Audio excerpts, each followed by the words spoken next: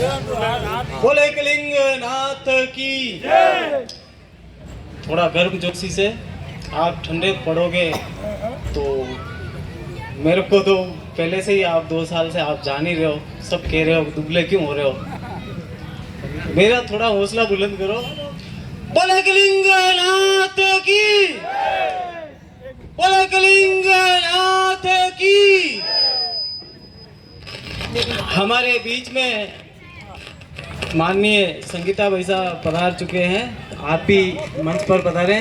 वीरेंद्र सिंह जी आप भी मंच की तरफ पधारे। माननीय श्याम जी काबरा आप भी पधारे, आप भी मंच की तरफ पधारे। बहुत जल्दी हमारे बीच में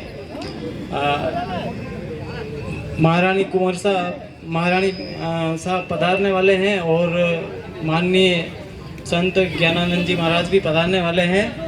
आप सभी जो दूर दूर बैठे हैं, मैं आप सभी से निवेदन करना चाहता हूं कि आप एक बार अब अपना अपना स्थान ग्रहण करें, क्योंकि बहुत ही शीघ्र अब हमारे बीच में सभी जितने भी अतिथि हैं वो पधारने वाले हैं और इस आज के इस कार्यक्रम की जो अगली कड़ी है वो बहुत ही ऐतिहासिक होने जा रही है।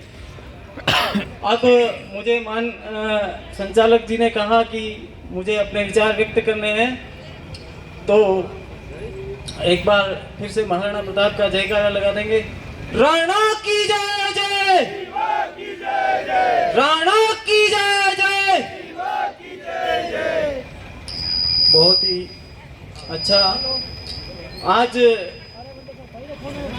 बहुत ही खुशी का विषय है कि आप सभी धर्म श्रेष्ठ और राष्ट्रवादी विचारों से ओतप्रोत सभी मेरे बहुत ही हृदय में बसने वाले भाई बहन माताएं बंधु यहाँ सभी विराजे हैं। तो बहुत ही प्रसन्नता का विषय है जिस विषय में हम आज यहाँ पर इकट्ठे हुए हैं कि आज इस हल्दी घाटी की इस वीर भूमि में एक बार फिर से वो रण होने जा रहा है जो मानसिंह अकबर की सेना लेकर महाराणा प्रताप के से लड़ने के लिए आया था और महाराणा प्रताप की उस वीर सेना ने उन हजारों मुगलों की सेना को गाजर मूली की तरह काट के फेंक दिया था। और पूरे दुनिया में एकमात्र ऐसा स्थान है जहां की रणस्थली पर रक्त बहाकर इतना रक्त बहाया कि वहां पर रक्त की नदी बह गई और आज भी पूरी दुनिया में उसको रक्त तलई नाम से जाना जाता है। वही युद्ध आज फिर से हमें प्रतीत हो रहा है कि इस मेवाड़ की भूमि पर एक बार फिर से वही उसी युद्ध की हमें याद आ रही है कि किस तरह से सभी क्षत्रियों से लेकर भीलों से लेकर महाजनों से लेकर ब्राह्मणों से लेकर लोहारों से लेकर दूसरे जितने जाति समाज थे सभी ने मिलकर इस युद्ध को लड़ा था और अकबर की उस विशाल सेना को इस तरह से मार काट कर खदेड़ा था कि उसके बाद दोबारा इन मुगलों ने कभी इधर आंख उठाकर नहीं देखा था। आज फिर से आपको ये महसूस कराना है इस मेवाड़ की भूमि की तरफ से, इस पूरे हिंदुस्तान को ही नहीं पूरी दुनिया को ये महसूस कराना है, जिस मिट्टी को इस पूरी दुनिया ने माथे पर लगाकर पूछती है वहां के योद्धा आज भी वही महाराणा प्रताप की सेना के योद्धा हैं जो अपने धर्म और राष्ट्र के लिए मतलब चाहे जो लड़ाई लड़ सकते हैं।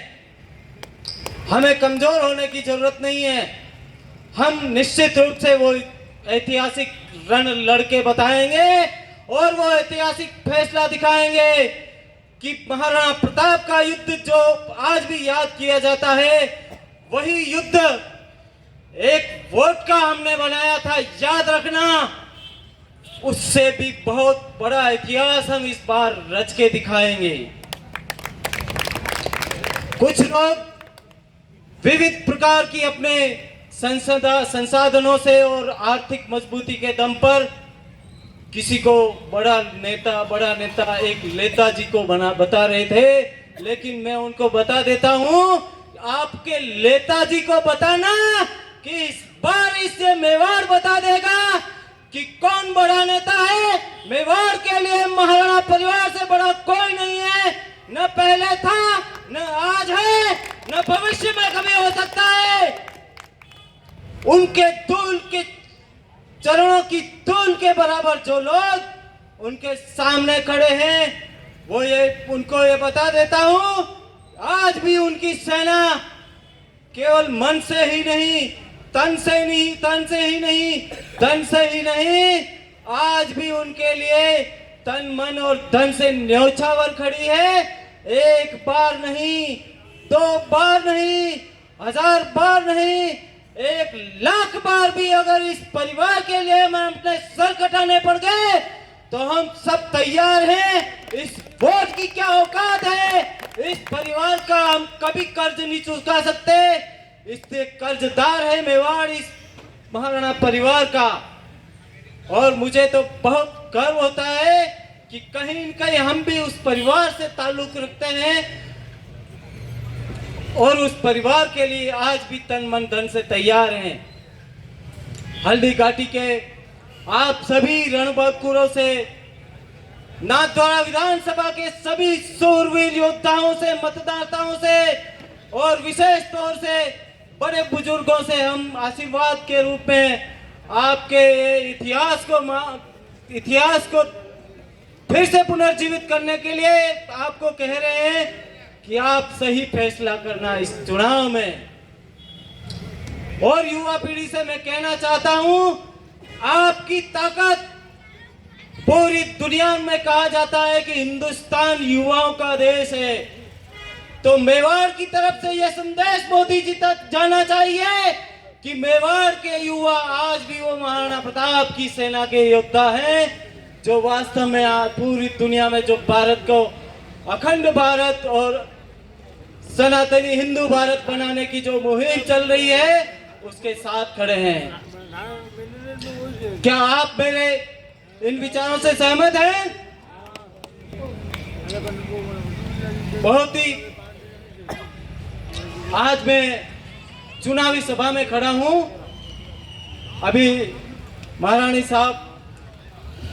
साहिबा और महंत साहब पधारने वाले हैं, तो मैं कुछ नाथद्वारा विधानसभा के विनाश पुरुष जी, जिनको तथा कथित कुछ लोग विकास पुरुष भी कहते हैं, उन विनाश पुरुष जी का भी आईना आपको बता देता हूं। क्योंकि लोग कहते हैं, आज मेरी एक पत्रकार साहब से बात हो रही थी, वो कह रहे थे हेमंत सिंह जी काउंटर अटैक नहीं हो रहे हैं। आइए, कितने काउंटर अटैक कर की जरूरत है? ये एक अकेला बंदा काफी है। अभी से शुरू करता हूं, कितनों की जरूरत है? सुनने वालों की काउंटर अटैक आ जाए यहाँ पर इस वीर भूमि पर, कल की शाम हो जाए तब भी अगर ये बंदा नीचे बैठ जाए, चुप हो जाए तो कहना काउंटर अटैक पे कितने बता सकता हूं। इस राजस्थान को कहा जाता है पूरी दुनिया में, इसलिए पूछा जाता है कि दुनिया से हिंदुस्तान का इतिहास और हिंदुस्तान के इतिहास से राजस्थान का इतिहास निकाल दो तो कुछ नहीं बचता है। उस महान शौर्य की भूमि को इन लोगों ने भ्रष्टाचार की भेंट चढ़ा दिया। यहाँ की बहु बेटियों की इज्जत को इन्होंने तार तार कर दिया। क्या आप इन परिस्थितियों को सहन कर सकते हैं? नहीं कर सकते। ये दुर्भाग्यपूर्ण परिस्थितियां कहीं न कहीं 5 साल में एक दिन आता है, तब हम कमजोर पड़ जाते हैं। इससे पिछले 5 साल तक ये झेलना पड़ता है। मुझे अच्छा लगता कि वर्चस्व की लड़ाई लड़ रहे होते नाथद्वारा विधानसभा के लोग, लेकिन नाथद्वारा विधानसभा में गुंडागिर्दी और आतंक, तानाशाही और माफियागिरी की ये हदें पार कर ली इन लोगों ने कि वर्चस्व की लड़ाई से लड़ाई वजूद की आ गई। अब आप सबको ये फैसला करना है कि आप वर्चस्व की लड़ाई तो तब लड़ोगे जब आपका वजूद बचेगा। और आप तो हल्दी घाटी के, खमनौर के, तहसील के रणबांकुरे हो, माताएं बहनाएं हैं, योद्धाएं हैं यहाँ के। आपको पता है 2 साल पहले आप हम सब ने मिलकर हमारे हक की लड़ाई लड़ी थी। वर्षों से हम यहाँ पर कॉलेज और चिकित्सालय की लंबी लड़ाइयाँ लड़ते आ रहे हैं। जब एक वक्त आया यहाँ कर कॉलेज और हॉस्पिटल के उद्धार का, उस समय में चंद गद्दारों ने धोखा कर दिया मेवाड़ की हल्दी घाटी के साथ में। फिर भी हम कानूनी तौर से शांतिपूर्वक तरीके से इस लड़ाई को लड़े, लेकिन इन लोगों ने हमारे साथ छल किया, धोखा किया और आधी रात में बिना किसी नोटिस के धोखे से डरपोक और कायरों की तरह हमें ले जाकर हमारे हॉस्पिटल में भर्ती कराकर मेरे साथ में वो सलूक किया। बहुत ही इंपॉर्टेंट बात बता रहा हूं, आप जरूर याद रखना उस चीज को। माननीय विधायक महोदय डॉक्टर सीपी जोशी साहब, आपके तक ये मैसेज आपके शुभ चिंतक जरूर पहुंचाएंगे और सुन लीजिए आप मेरी ये बात। हमनौर की जनता ने बड़े संघर्ष के बाद आप हमारे हक की लड़ाई लड़ी, लेकिन आपके खिलाफ हाय हाय तक के नारे नहीं लगवा दिए। उसमें मैंने पब्लिक को रोका था कि हमें किसी के अपमान नहीं करना, हमें हमारी लड़ाई लड़नी है, वरना यहाँ की पब्लिक, यहाँ का इतिहास आप एक बार नहीं, 2 बार नहीं, 100 बार उठाकर देख लेना क्या इतिहास रहा है। लेकिन जब फिर भी 15 दिन के अघोषित अनशन और 5 दिन के घोषित अनशन के बाद भी 4 दिन तक मैं हॉस्पिटल में अनशन पर था, उस वक्त जब सरकारी मशीनरी और कई नेताओं को पता चला, जो अपने आप को नेता समझते हैं, कि अब उनके गले में फांस आने वाली है, क्योंकि ये बंदा अगर मरता भी है तो उनके फांस आने वाली है और ये जिंदा रहता भी है तो भी फांस आने वाली है। ऐसे हालात में हमारे कानूनी कार्रवाई के दम पे, हम कानून के तरीके से चले, उस दम पे इस प्रशासन को, इस सरकार को ये फैसला करना पड़ा कि आपके खमनौर के लिए जो संस्थान है वो खमनौर में ही बनेंगे। हम जीत के आए, लेकिन फिर भी धोखा किया हमारे साथ में। और उसके बाद में कुछ लोगों ने, जिन्होंने मेरी हत्या का प्लान बना रखा था, वो जब उनका कैंसिल हो रहा था तो मुझे यहाँ पर स्लो पॉइजन का शिकार हुआ हूं मैं, आपको पता है। नाथद्वार हॉस्पिटल में कई लोगों की अब जिंदगियां देखना, कई लोग जेल में जाने वाले हैं। अब तक मैं बहुत डिप्रेशन में था, लेकिन अब धीरे धीरे परिस्थितियां सामान्य होने वाली है। और हेमंत सिंह जी जब एक बार किसी चीज के पीछे पड़ जाते हैं तो बाल की खाल भी उधेड़ के रख देते हैं। सभी नेता और प्रशासन सुन ले, मैं अकेला काफी हूं, मेरे आगे पीछे कितना कारवा है वो तो आपने देख लिया और बता देंगे। ये कांग्रेस और बीजेपी तो चंद दिनों का और खेल होता है, लेकिन ये सब मेरे दिल में बसने वाली जनता आज भी साथ है। वहां से मुझे कहा गया, लोगों में मैसेज दिया गया कि ये इनको तो मेंटल हॉस्पिटल में एडमिट कराने की तैयारियां कर दी गई, लेकिन इतने दिल के चाहने वाले तो हैं कि एम्बुलेंस के आगे सो गए, लेकिन ऐसा धोखा नहीं होने दिया। सीपी साहब, अगर आपको हेमंत सिंह जी की ताकत देखनी हो ना, थोड़ी बहुत भी, कभी हेमंत सिंह जी अपनी ताकत नहीं दिखाएंगे। बस एक हेमंत सिंह जी के प्रति जनता का प्यार आप देख लेना कि हेमंत सिंह जी को आपने उठा लिया, लेकिन जब वो यहाँ नहीं थे तो भी इतने खुले चौराहे पे उनके जूते तक पड़े रहे, उनको तक किसी के हाथ लगाने की औकात नहीं थी। ये जनता का प्यार है। आपने उस गांव के लोगों के साथ में धोखा किया। बताओ, उन्होंने वादा किया था नहीं या नहीं कि खमनौर के संस्थान खमनौर में बनेंगे? उसके बाद क्यों धोखेबाजी हुई? डॉक्टर सीपी जोशी साहब, हमें आपसे कोई गिला शिकवा नहीं था, लेकिन मैं आपको बता देना चाहता हूं, मुझे जो हॉस्पिटल के अंदर स्लो पॉइजन का शिकार बनाया गया, हर 1 घंटे के अंदर मेरे कमजोर शरीर से भी जो खून था उसको बार बार खून जांचों के नाम से निकाल के मुझे अरेस्ट किया गया। वो आपके राज में आपने उन परिस्थितियों में किया जिन परिस्थितियों के लिए बहुत अलग परिस्थितियां थी। आज मैं बता देता हूं डॉक्टर सीपी जोशी साहब, आज आप जिंदे हो इस दुनिया में तो वो इस हेमंत सिंह मजावत की बदौलत जिंदे हो, क्योंकि जिस वक्त बागेरी में 58 लोगों की जान खतरे में थी, उस वक्त आपकी ये पुलिस आपका साथ छोड़ के चली गई।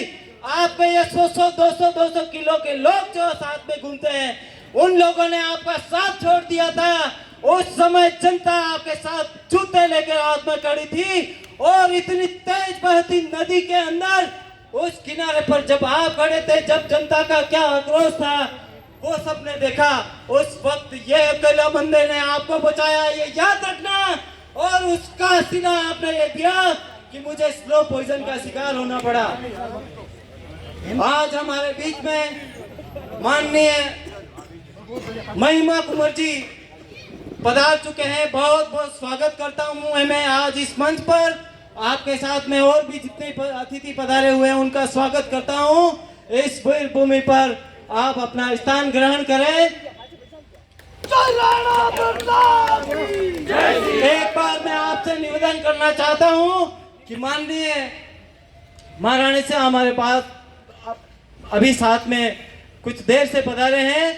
एक बार आप पूरे तन मन से ये महसूस करा दीजिए, महाराणा साहब उदयपुर विराज रहे हैं।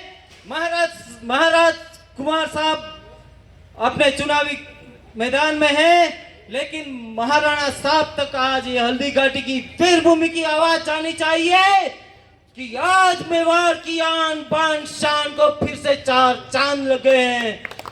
बलराणा प्रताप की, बलराणा प्रताप की, बोले कलिंग नाथ की।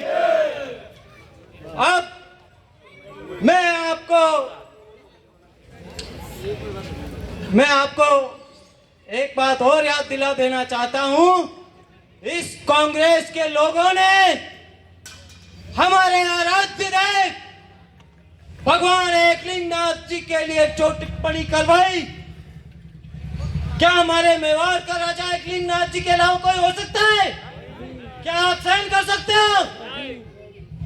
एक नहीं 1 लाख बार भी गर्दनें हमारी न्योछावर करनी पड़े तो भगवान एकलिंगनाथ से बड़ा और महाराणा परिवार से बड़ा हमारे मेवाड़ के लिए कोई नहीं है। हमारे लिए हमारे स्वाभिमान से बड़ा कोई नहीं है। माननीय महिमा कुंवर जी, आप अपना उद्बोधन दें। उससे पहले मैं निवेदन करता हूं माननीय संगीता बैसा से, आप भी अपने वचनों से हमें